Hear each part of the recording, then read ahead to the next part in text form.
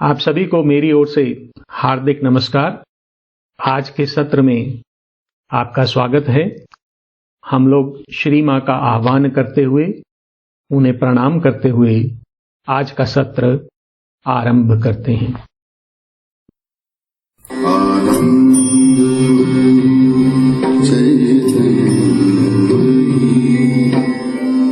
सत्यमयी परमे आनंदमयी चैतन्यमयी सत्यमयी परमे आनंदमयी चैतन्यमयी सत्यमयी परमे।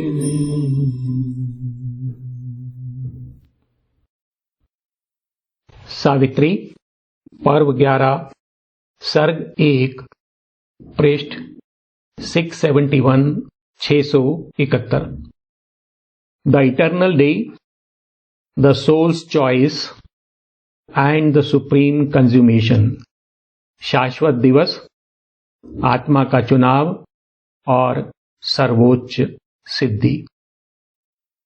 हम लोग अब इस सर्ग का जो मूल सार है वो ले रहे हैं। एक बार हम इस सर्ग के शीर्षक और उसके मूल भाव का स्मरण कर लेते हैं और फिर उसके पश्चात कुछ चुनी हुई पंक्तियों को लेते हुए हम इस सर्ग को विस्तार से देखेंगे। द इटर्नल डे, यह जो लोक की बात हो रही है हमारे समक्ष, यह शाश्वत दिवस का लोक है। पूर्व लोकों से अलग यहां अंधकार या हल्का प्रकाश नहीं है, अपितु यहां पर सूर्य अपने पूरे तेज में दीप्तमान है। यह सत्य का, शाश्वतता का और एकात्मता का लोक है। सावित्री को इस लोक में एक दिव्य वाणी सुनाई देती है।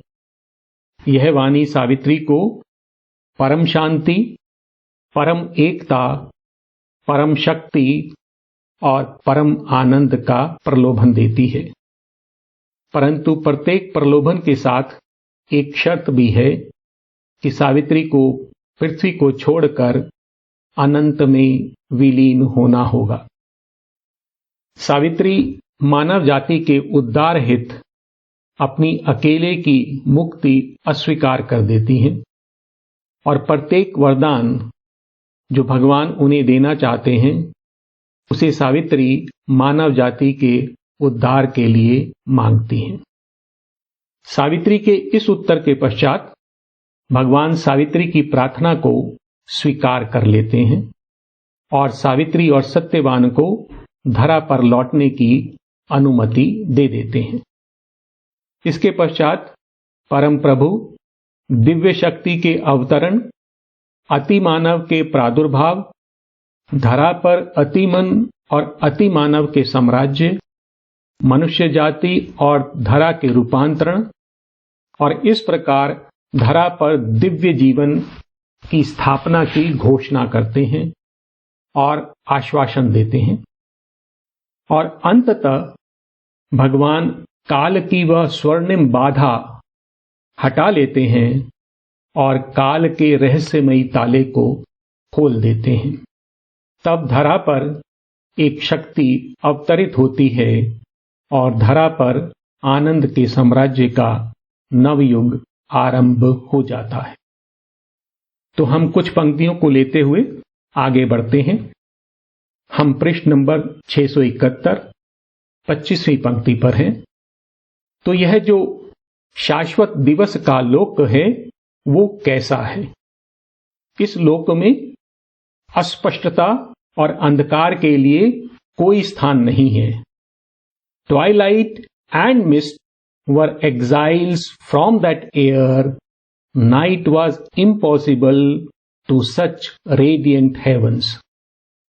तो यहां पर धुंधला प्रकाश अथवा मध्यम प्रकाश और धुंध उसके लिए कोई स्थान नहीं है और यहां पर इन दीप्तमान स्वर्गों में रात्रि के लिए कोई स्थान नहीं है। इस लोक की रचनाएं कैसी हैं? Of all the beauty and the marvel here, of all time's intricate variety, eternity was the substance and the source. तो यहां पर जो भी उपस्थित सकल सौंदर्य है, जो भी आश्चर्य यहां उपस्थित है, जो भी काल की जटिल रचनाएं यहां उपस्थित हैं, वे सभी शाश्वतता से उत्पन्न हुई हैं और शाश्वतता के तत्व से बनी हुई हैं। Of all the beauty and the marvel here, of all times intricate variety, eternity was the substance and the source. यहां पर सावित्री को सप्त अमर पृथ्वियां दिखाई देती हैं। ये सप्त अमर पृथ्वियां क्या हैं? जैसा कि हम जानते हैं कि चेतना के 7 स्तर होते हैं। ये स्तर हैं अन्न, प्राण, मन, विज्ञानम, आनंद, चित्त और सत। इन 7 स्तरों के अनुरूप 7 लोक होते हैं: भूलोक, भुवरलोक, स्वरलोक, महरलोक, जनलोक, तपोलोक और सत्यलोक। सावित्री को ये सभी लोक दिखाई देते हैं। Arisen beneath a triple mystic heaven, the 7 immortal earths were seen sublime. तो एक त्रिस्तरीय स्वर्ग है, ट्रिपल हेवन, और वो किसका बना हुआ है? सत्यलोक, तपोलोक और आनंदलोक। Arisen beneath a triple mystic heaven, the 7 immortal earths were seen sublime. तो 7 अमर पृथ्वियां दिखाई देती हैं। और ये लोक कैसे हैं? Homes of the blessed released from death and sleep, where grief can never come. तो ये लोक उन पवित्र आत्माओं के धाम हैं जो मृत्यु और निद्रा से मुक्त हो चुके हैं। Where grief can never come, और यहां पर दुख कभी प्रवेश नहीं कर सकता है। Nor any pang arriving from self lost and seeking words, alter heaven's nature's changeless quietude and mighty posture of eternal calm, its pose of ecstasy immutable। और ना ही यहां पर ऐसे लोगों से जो आत्मविस्मृत हैं और प्रयासरत हैं, self lost and seeking word. यहां से आई हुई कोई भी पीड़ा इन स्वर्गों की जो नीरवता है, जो अपरिवर्तनीय है, और उनकी जो शाश्वत शांति है, उनका जो अपरिवर्तनीय आनंद है, उसको आहत नहीं कर सकती है। अर्थात यह उन सभी प्रकार के प्रयासों से, उनके प्रभावों से, किसी भी प्रकार की पीड़ाओं से यह मुक्त हैं। Nor any pang arriving from self-lost and seeking words, alter heaven's nature's changeless quietude and mighty postures of eternal calm, its pose of ecstasy immutable।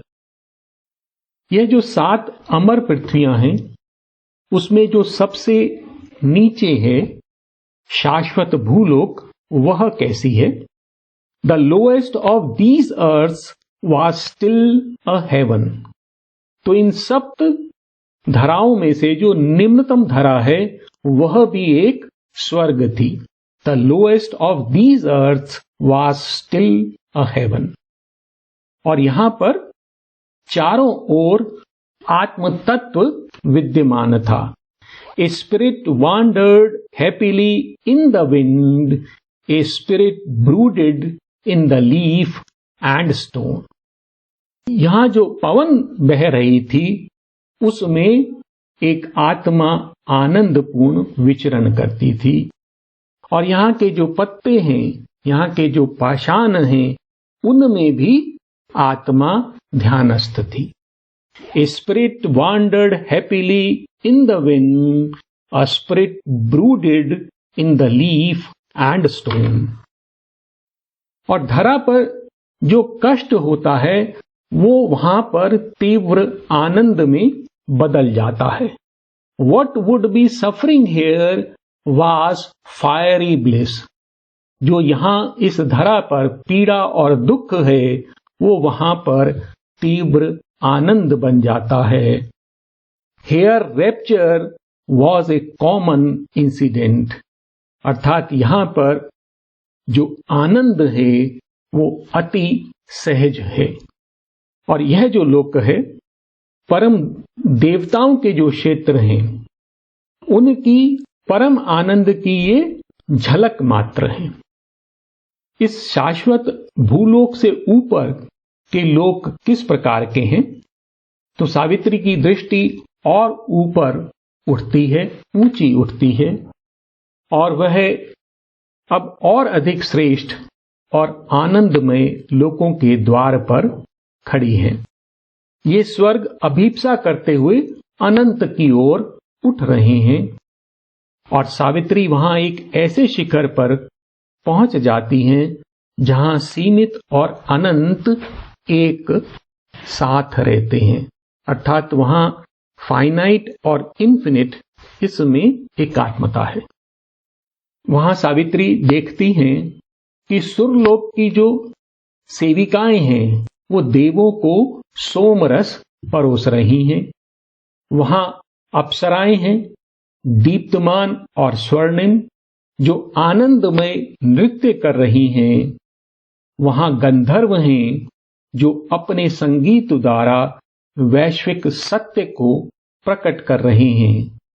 वहां हमारे पितृ उस भव्यता में आनंद से रह रहे हैं, और जो मनुष्य इस धरा पर ठोकर खाते हैं, पाप करते हैं, वे वहां शांत और गर्वीले देवों के समान हैं। सावित्री यहां से और ऊपर आरोहण करती हैं, और अब वो जिन लोकों में प्रवेश करती हैं वो कैसे हैं? वो शब्दों और स्वप्नों की सीमाओं से परे हैं और अनंत विस्तार लिए हुए हैं। और वहां पर जो श्वास है उसमें एक दृष्टा मन प्रवाहित हो रहा है, और वहां पर जो देह है वो आत्मा का एक ऐसा परिधान है जिसके आर पार आत्मा को स्पष्ट देखा जा सकता है। Their breath carried a stream of seeing mind, form was a tenuous raiment of the soul. तो वहां जो श्वास है उसमें दृष्टा मन प्रवाहित होता है, और वहां जो देह है वो पारदर्शी है, पारभासी है, जिसके पार आत्मा का दर्शन होता है। वहां जो इंद्रिय बोध है, भावना और विचार, वे सभी दिव्य हैं। वहां पर वायु, ध्वनि और प्रकाश ये भी सभी दिव्य हैं। तो यह संपूर्ण जगत दिव्यता से भरा हुआ है। On a wide living base of wordless calm, all was a potent and a lucid joy. वहां पर एक शब्दहीन शांति है, ए वर्डलेस काम। और वो कैसी है? वाइड लिविंग बेस, वो विस्तृत है, जीवंत है, और इस जगत का आधार है। और उस शांति के ऊपर क्या स्थित है? All was a potent and A lucid Joy. वहां सभी कुछ शक्तिशाली है, स्पष्ट है और प्रकाशित आनंद है। on a wide living base of wordless calm, all was a potent and a lucid joy. अब इन लोकों से ऊपर सावित्री की आत्मा और एक ऊंची उड़ान भरती है और दुर्गम क्षेत्रों को ले जाने वाली यह जो उड़ान है वो अनुभव की उड़ान है। यहां पर सावित्री क्या देखती हैं? यहां पर पूर्ण एकत्व है। Their time dwelt with eternity as one, immense felicity joined rapt repose.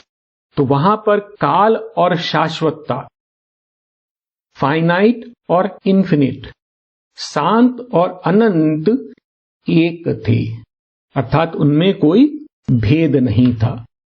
Their time dwelt with eternity as one, immense felicity joined rapt repose. और जो अत्यंत आनंद था और एक आत्मलीन विश्राम, यह दोनों एक हो गए थे।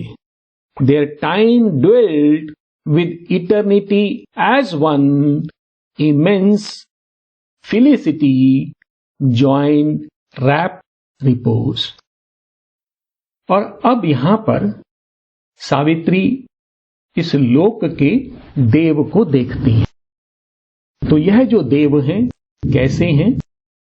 यह जो शाश्वत दिवस के जो लोक हैं, यह देव उनका जीवंत स्रोत है और उनका जो आकर्षण है इन लोकों का और उनकी जो प्रसन्नता है उसका यह देव आधार है। और शाश्वत दिवस का यह देव मृत्यु का ही देव है। यह वही देव था जो मनुष्य को अपने जाल में फांस लेता था और इस संपूर्ण जगत को एक कारागार बना देता है। यह मृत्यु का देव ही था जो सृष्टि के चक्र को व्यर्थ बना देता है। यह वही देव था जो मनुष्य को दुख, पीड़ा और मृत्यु देता है। अर्थात अब जो देव सावित्री देख रही हैं अपने समक्ष, जो प्रेम और आनंद का देव है, यह मृत्यु देव का एक बदला हुआ रूप है। और अब इस देव के जो समस्त अंग हैं वो एक माधुर्य लिए हुए हैं।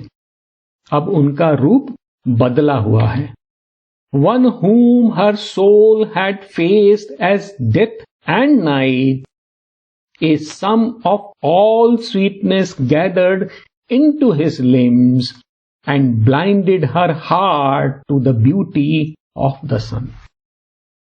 तो वह देव जिसे सावित्री की आत्मा ने मृत्यु और रात्रि के रूप में जिसका सामना किया था, अब उसके अंगों में पूर्ण रूप से माधुर्य दिखाई दे रहा था और उसका जो सौंदर्य था वो अनेकों सूर्य के समान था और उसने सावित्री के हृदय को मोहित कर लिया।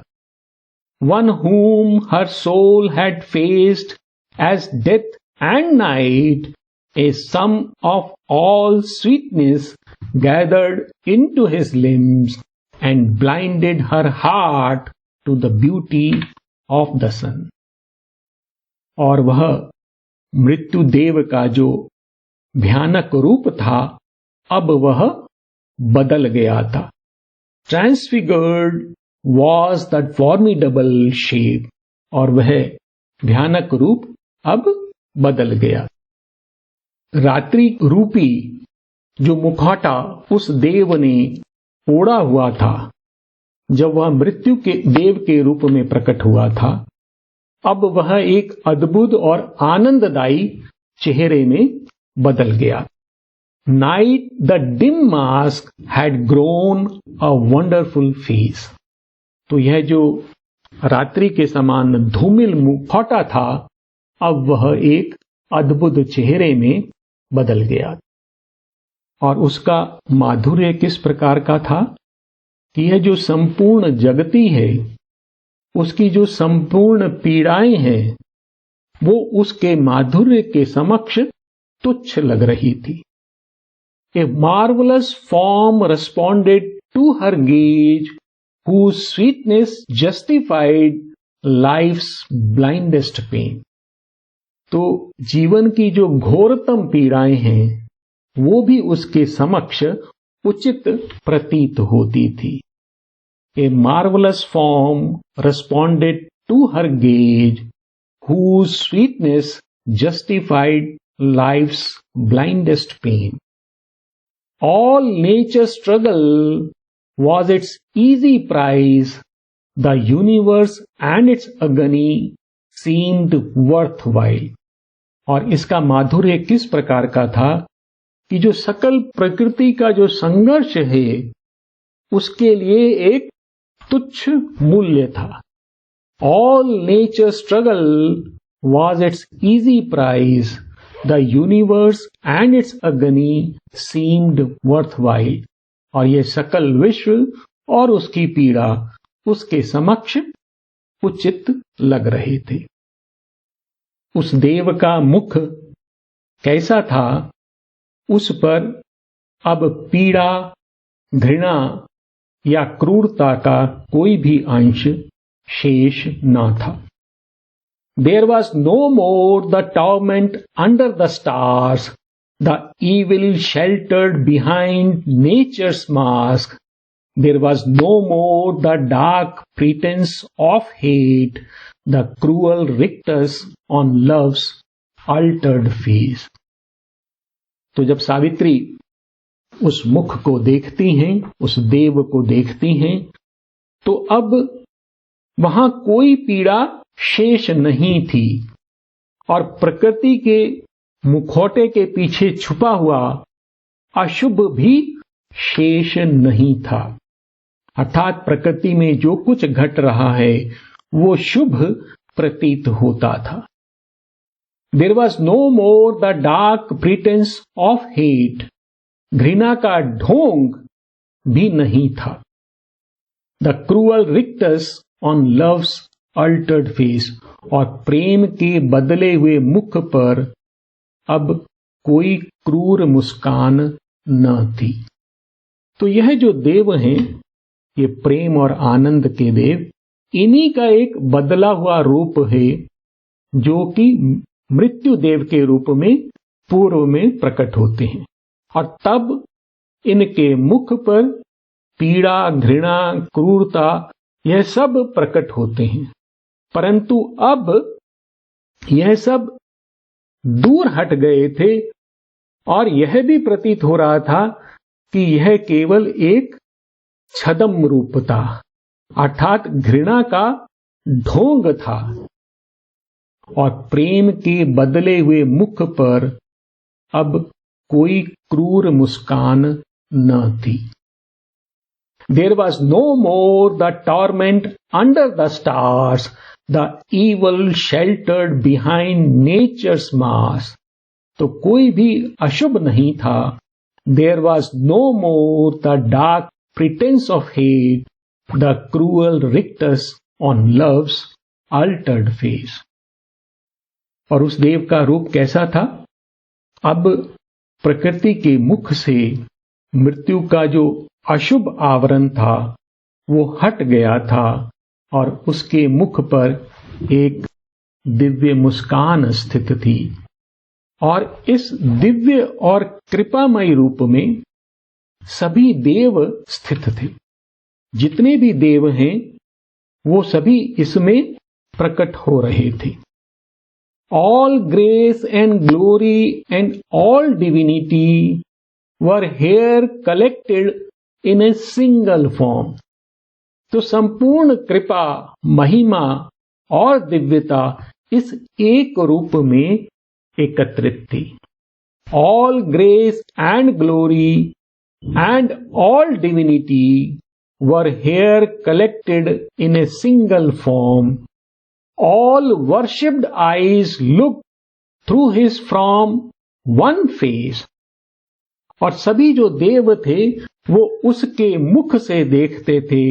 ही bore all godheads in his grandiose limbs, और वह सभी देवों को अपने भव्य अंगों में धारण किए हुए।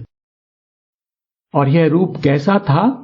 यह एक चतुर्रूपी सत्ता थी। In him the fourfold being bore its crown that wears the mystery of a nameless name।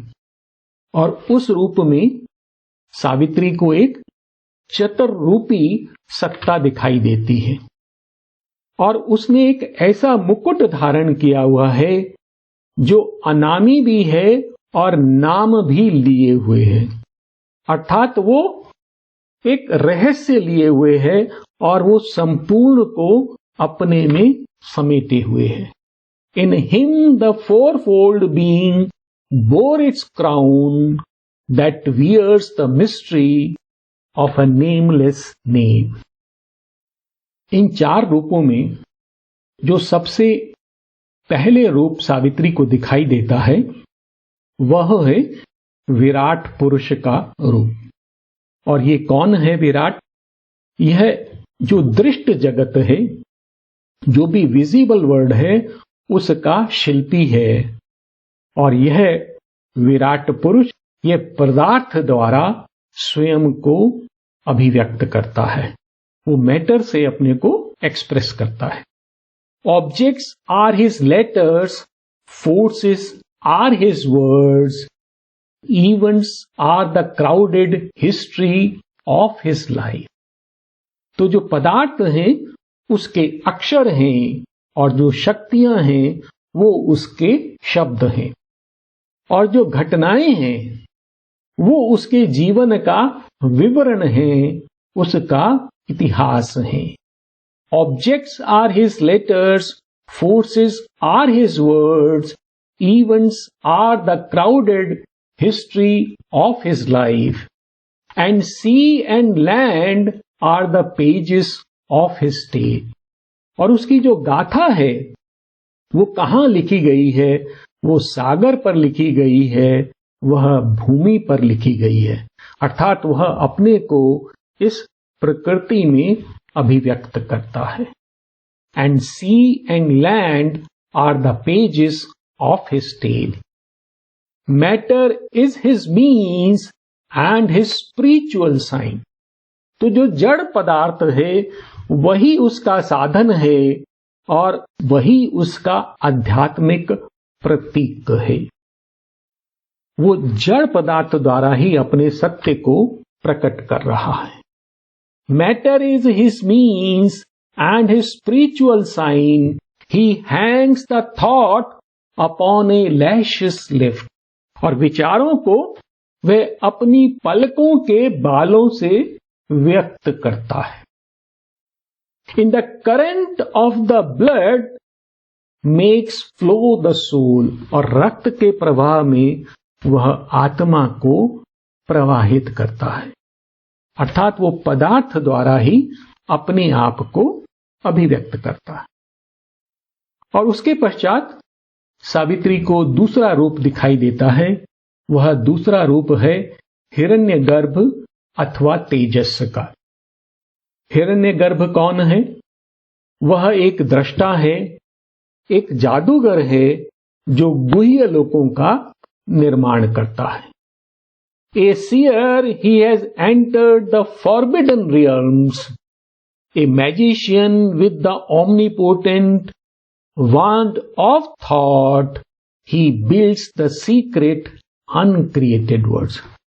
तो वह एक दृष्टा है जो कि निषिद्ध लोकों में प्रवेश कर गया है। A seer, he has entered the forbidden realms।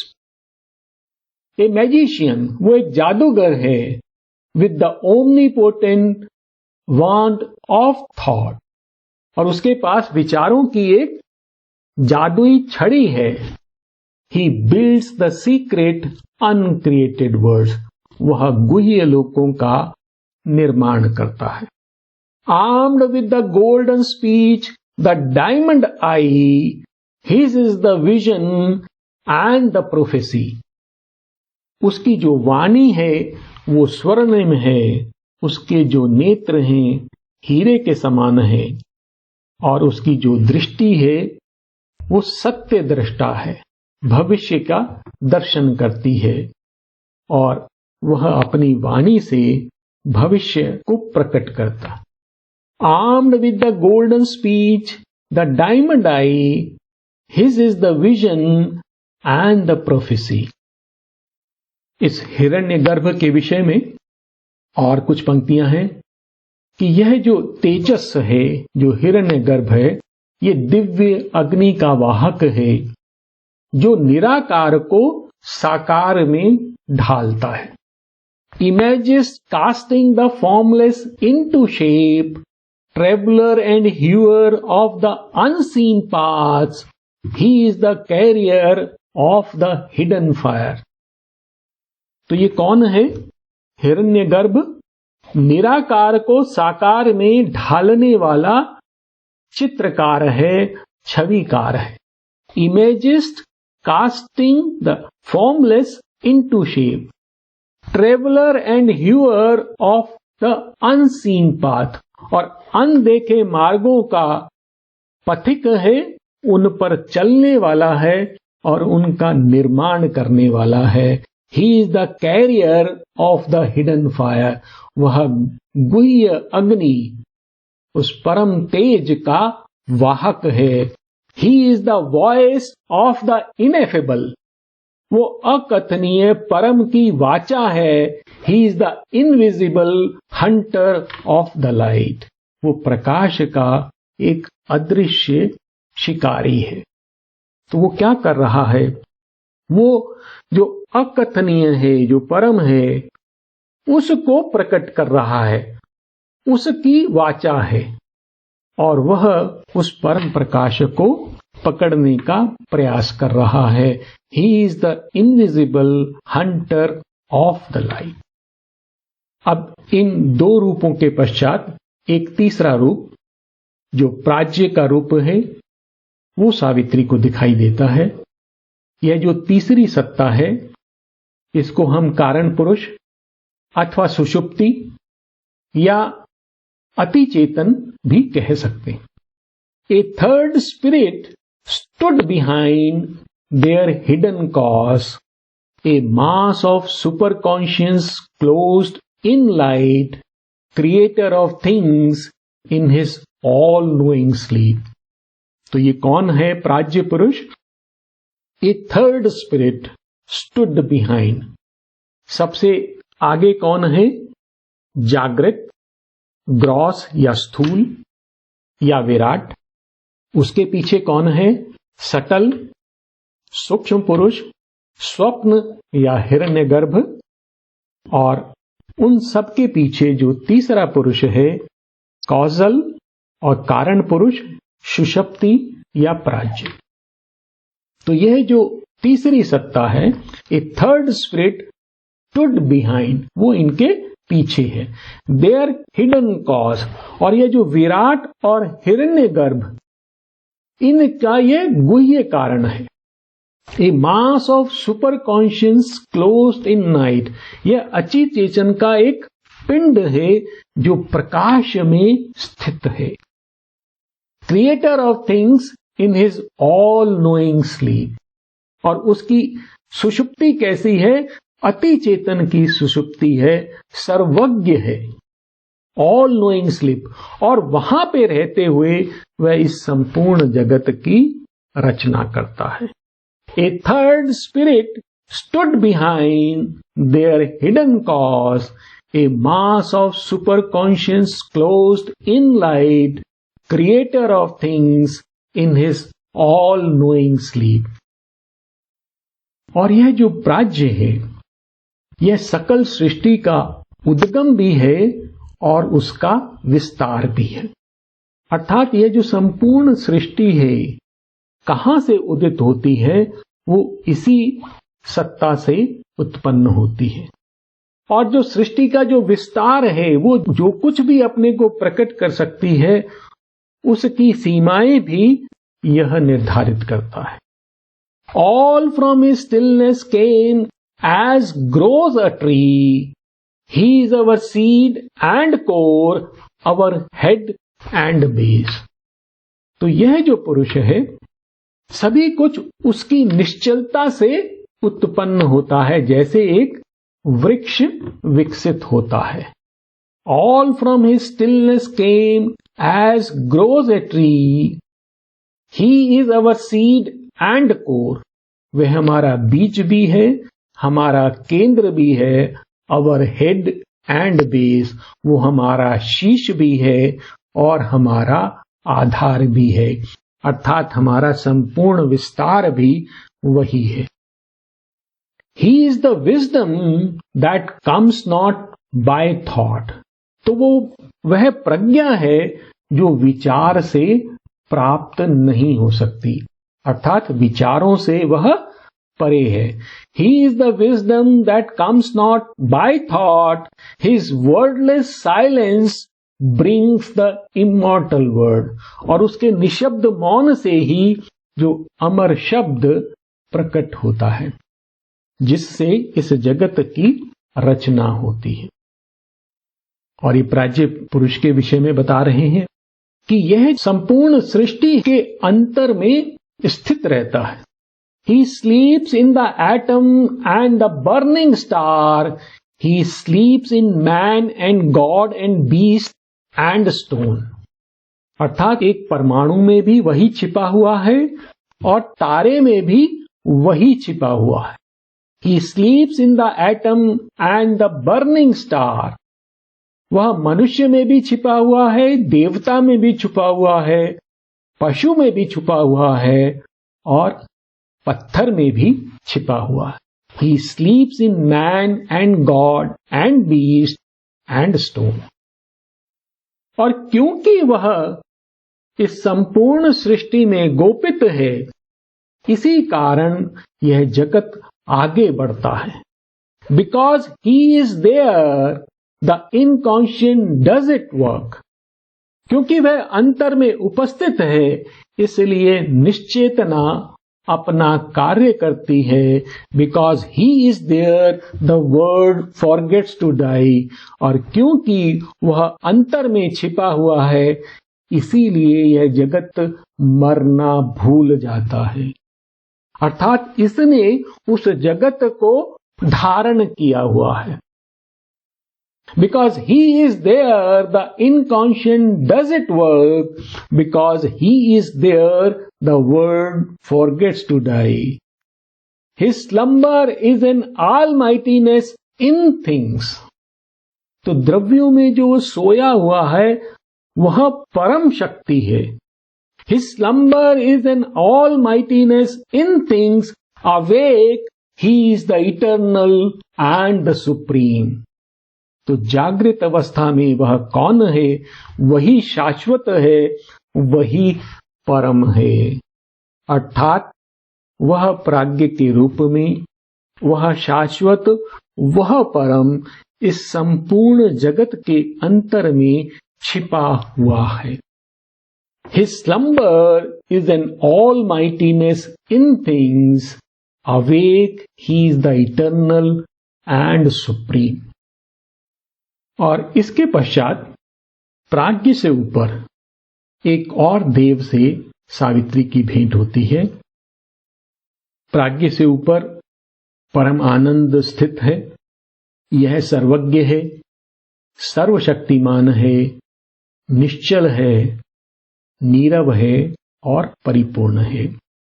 Above was the brooding bliss of the infinite, its omniscient and omnipotent repose, its immobile silence, absolute and alone.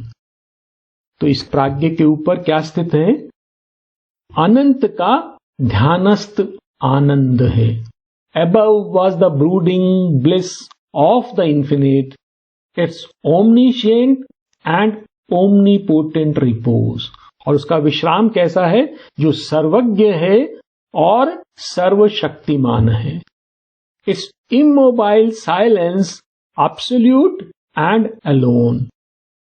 उसका जो मौन है, निश्चल, परिपूर्ण और एकाकी है। तो यह आनंद किस प्रकार का है? Above was the brooding bliss of the infinite, its omniscient and omnipotent repose, its immobile silence, absolute and alone. और यह देव कौन है? यह आनंद और प्रेम का देव है। The bliss that made the world in his body lived, love and delight were the head of the sweet form.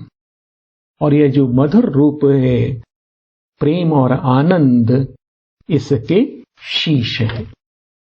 और इस देव में जितने भी परस्पर विरोधी प्रयास हैं, उनमें यहां पर एक संगीतमय सामंजस्यता है। अर्थात यहां कोई भी विरोध नहीं है। जो कुछ भी विपरीत दिखाई देता है एक दूसरे के, यहां पर वह एक संगीतमय सामंजस्य में स्थित है। और ये कैसा है? इसका जो आकाश है, असीम आकाश के समान है। यह एक विश्वव्यापी सूर्य के समान है। He seen the wideness of a boundless sky. He seen the passion of a sorrowless earth. He seen the burning of a worldwide sun. तो कैसा है? एक असीम आकाश की व्यापकता के समान वो प्रतीत हो रहा है। वह आकाश के समान व्यापक है। पैशन ऑफ ए सॉरोलेस अर्थ, और वो एक शोक विहीन और दिव्य धरा के आवेश के समान प्रतीत हो रहा है। He seen the burning of a world wide sun, एक ऐसा सूर्य जो विश्वव्यापी है, उसके तेज के समान प्रतीत हो रहा है। Two looked upon each other, soul saw soul. और अब सावित्री और यह परम देव एक दूसरे के समक्ष खड़े थे। इसके पश्चात वह परम देव सावित्री को उपदेश देते हैं। सबसे पहले वह अपने विषय में बताते हैं कि मैं कौन हूं। तो सावित्री से कहते हैं, मैं वह सौंदर्य हूं जो रात्रि के गहन मार्गों से पृथ्वी की आत्मा को ले जा रहा है। अर्थात अंधकार में से पृथ्वी को प्रकाश की ओर कौन ले जा रहा है? वो मैं हूं। I am the beauty of the unveiled ray, drawing through the deep roads of the infinite night, the unconquerable pilgrim soul of earth, beneath the flaring torches of the stars. तो मैं इस धरा को रात्रि के गहन मार्गों से आगे ले जा रहा हूं। और मैं कौन हूं? I am the inviolable ecstasy, they who have looked on me shall grieve no more. तो कहते हैं कि मैं वो अजय आनंद हूं, वह परम आनंद हूं, और जिसने मुझे देखा है वह कभी दुखी नहीं होगा। They who have looked on me shall grieve no more. इसके पश्चात वह देव जगत के विषय में सावित्री को बताते हैं कि जगत में दो शक्तियां हैं। आनंद से जन्मी हुई ये दो शक्तियां मनुष्य के जीवन में कार्य करती हैं। Two powers from one original ecstasy born, pace near but parted in the life of man, one leans to earth, the other yearns to the sky. कह रहे हैं कि जो ओरिजिनल एक्सटेसी है, जो आदि आनंद है, वहां से दो शक्तियां जन्मी हैं और वो मनुष्य के जीवन में एक दूसरे के निकट रहते हुए कार्य करती हैं। pace near but parted in the life of man. One leans to earth, the other yearns to skies. तो एक धरा की ओर झुकती है, दूसरी आकाश की चाह करती है। तो हमारे अंदर दोनों ही प्रकार की प्रवृत्तियां हैं। हम प्रभु को भी पाना चाहते हैं, स्वर्ग की ओर उठना भी चाहते हैं, और इस धरा पर भी अपने को अभिव्यक्त करना चाहते हैं, इसका आनंद लेना चाहते हैं। तो ये दोनों गतियां हमारे अंदर स्थित हैं। Two powers from one original ecstasy born, pace near but parted in the life of man. One leans to earth, the other yearns to the skies. Heaven in its rapture dreams of perfect earth. Earth in its sorrow dreams of perfect heaven. इन्हीं दो शक्तियों को एक दूसरे रूप में उन्होंने प्रकट किया है कि जो स्वर्ग है वो अपने अत्यंत आनंद में इस परिपूर्ण पृथ्वी का स्वप्न देखता है। वो चाहता है कि यह धरा भी परिपूर्ण हो जाए, और जो धरा जो अभी अपूर्ण है, दुख में है, वो किसका स्वप्न लेती है? वो स्वर्ग की परिपूर्णता का स्वप्न लेती है। Heaven in its rapture dreams of perfect earth. Earth in its sorrow dreams of perfect heaven. इसके पश्चात वह देव सावित्री से कहते हैं कि जो पुरुष और प्रकृति की दो शक्तियां हैं, अथवा जड़ तत्व और आत्म तत्व हैं, वो व्यर्थ ही आपस में विभाजित हैं। उनके मध्य में एक काल्पनिक बाधा है, अर्थात बाधा है नहीं, लेकिन ऐसा प्रतीत होता है कि दोनों के मध्य में एक बाधा है, अर्थात जड़ तत्व और आत्म तत्व अपने आप को एक दूसरे से अलग अनुभव करते हैं। और वो कहते हैं कि कालांतर में जो काल और आकाश की ये विभाजिकाएं हैं, तो ये डिवीजन कहां से आता है? ये स्पेस के कारण और टाइम के कारण आता है। काल और आकाश इस जगत को विभाजित करते हैं। कालांतर में ये जो काल और आकाश की विभाजिकाएं हैं, जो रेखाएं इनको बांट रही हैं, अलग कर रही हैं, वो समाप्त हो जाएंगी। जो आकार की सीमाएं हैं, भंगुर सीमाएं हैं, वो टूट जाएंगी, और तुम दोनों तब तक प्रतीक्षा करो। तो वो सावित्री को प्रतीक्षा करने के लिए कह रहे हैं, attend that movement of celestial fate. तो तू उस स्वर्गिक नियति की, उस पल की प्रतीक्षा कर जब ये दोनों स्वयं एक हो जाएंगे। Attend that movement of celestial fate. और फिर वह सावित्री से कहते हैं कि हे सावित्री, तू धरा को त्याग कर परम आनंद की ओर आरोहण कर।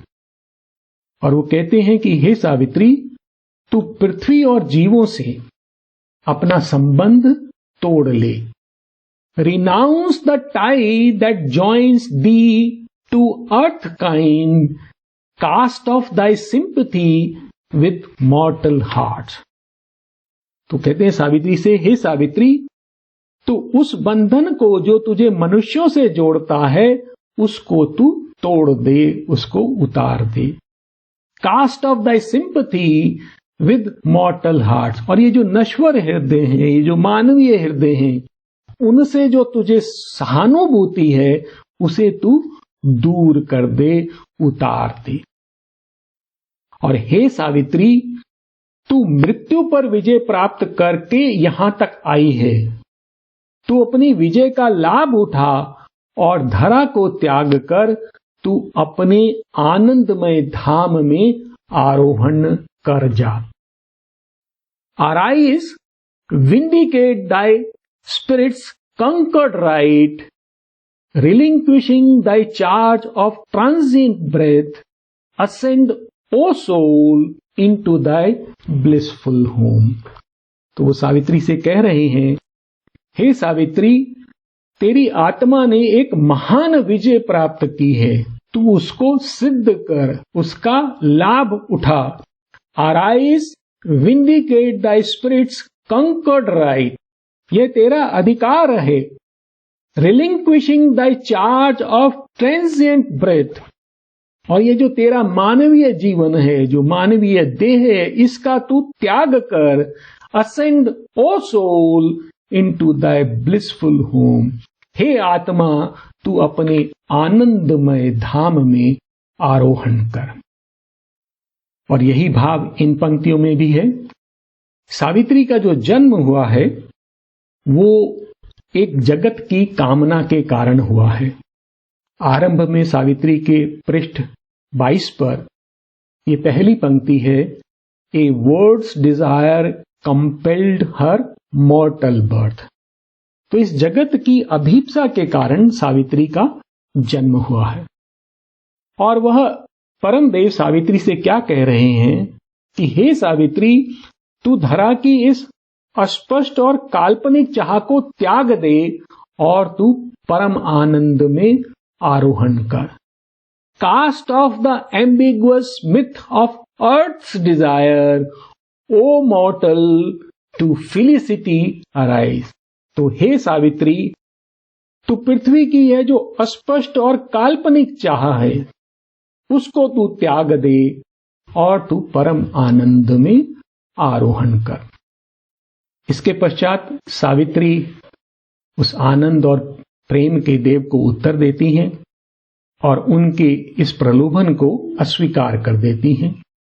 इन पंक्तियों को हम अगले सत्र में लेंगे और यहां पर हम एक बार शांति मंत्र का पाठ करते हुए, श्री मां को नमन करते हुए, उनका ध्यान करते हुए इस सत्र को यहां पर विराम देंगे।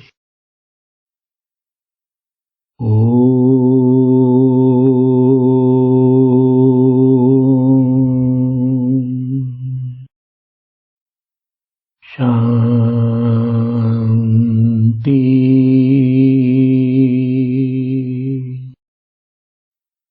शांति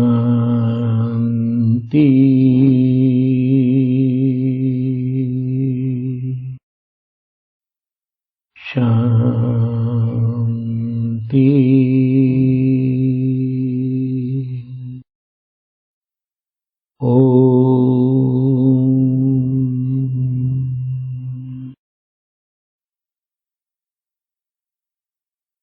धन्यवाद।